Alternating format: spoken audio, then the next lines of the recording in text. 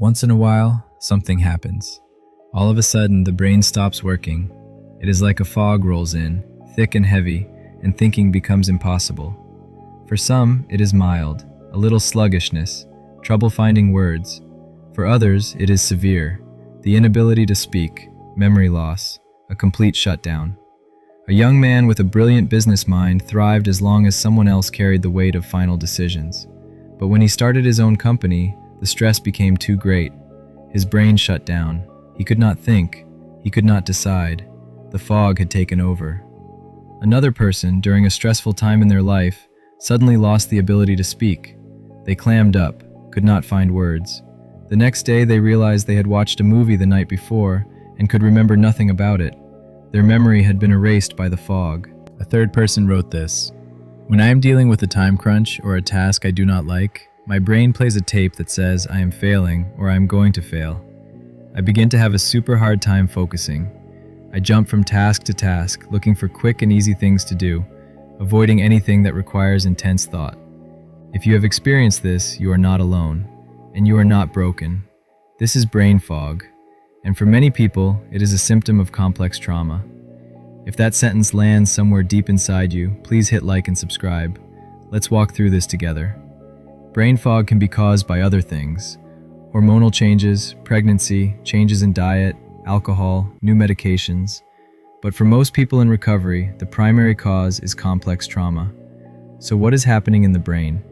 When a child faces extreme danger, pain that is too overwhelming to process, the brain has a survival response. It does not let the child see clearly. It does not let the child process everything accurately. Because if the child saw the full truth of what was happening, it would do tremendous damage. So the brain protects the child by causing fog. It starts shutting down so the child cannot fully perceive the pain. This is not a malfunction. This is a brilliant, desperate act of survival. Research confirms this process. Dr. Chloe Rowland, a clinical psychologist, explains that the hippocampus, the brain's main memory hub, and the amygdala, the emotion center, basically go offline because of chemicals like cortisol that are released at the point of intense stress. You do not fully lay down the memory of what is happening. When memories come back, they appear fragmented. This is not a flaw in your brain, it is a feature of survival. Your brain protected you when you could not protect yourself. Here is the science behind the fog. When there is severe stress, severe danger, severe pain, the brain kicks in the sympathetic nervous system. It releases a shot of cortisol. Cortisol fires up the adrenaline system, giving the person energy to fight or flee. But cortisol does something else in the brain. It shuts down the cortex, the thinking part of the brain. The brain says, we do not have time to think about what to do. We have to get to the brainstem and the limbic system and just react.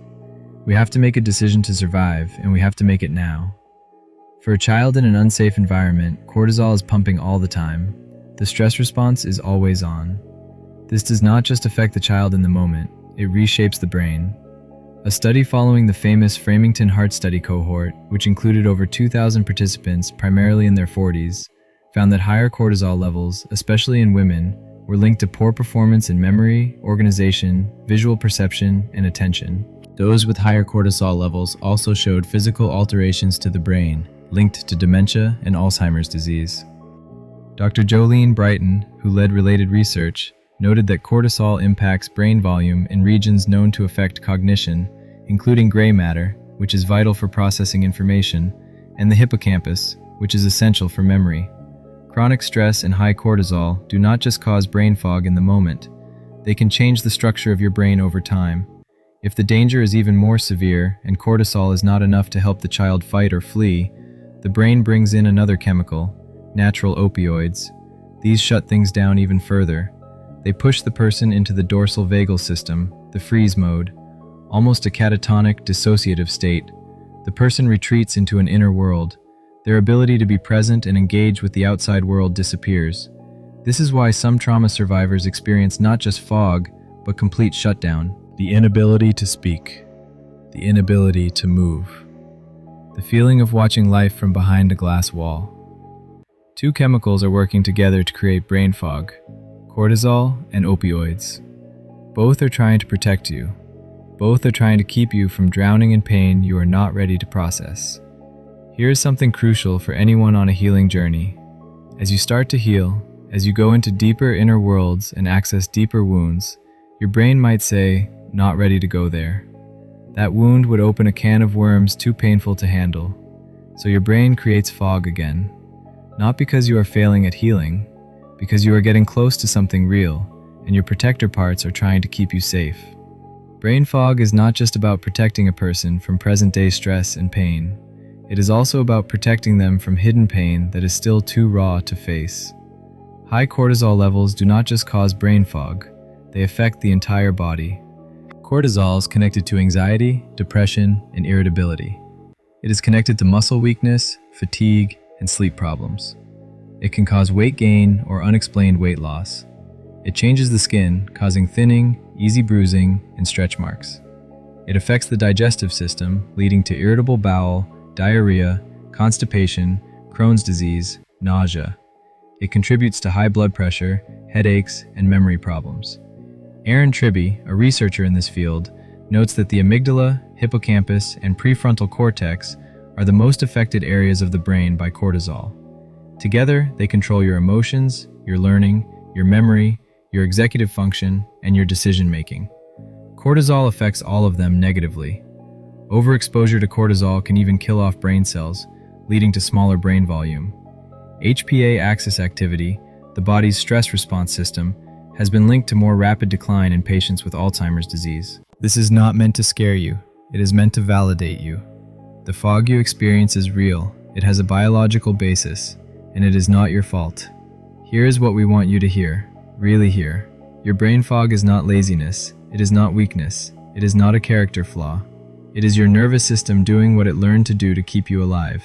The danger is that you might try to fix the symptom without fixing the real issue. You might try harder, push through, shame yourself for not being able to think clearly. But the real issue is the stress, the unresolved trauma, the overloaded nervous system. Healing brain fog does not mean forcing your brain to perform. It means addressing the root, reducing the stress, healing the wounds, teaching your nervous system that the danger is over. This takes time, it takes compassion, it takes support, but it is possible. If you are ready to go deeper into how complex trauma shapes your life, we have videos that walk you through the next steps. Why suppressed anger explodes, and how complex trauma shapes your life. We will link them in the description and in the comments below. Drop a comment if this resonated. Share what came up for you. Your story might be exactly what someone else needs to hear to know they are not alone. And if you have not already, please subscribe for more compassionate, trauma-informed content. You are not lazy. You are not broken. Your brain is just doing what it had to do to survive. And now, slowly, gently, you can help it learn a new way.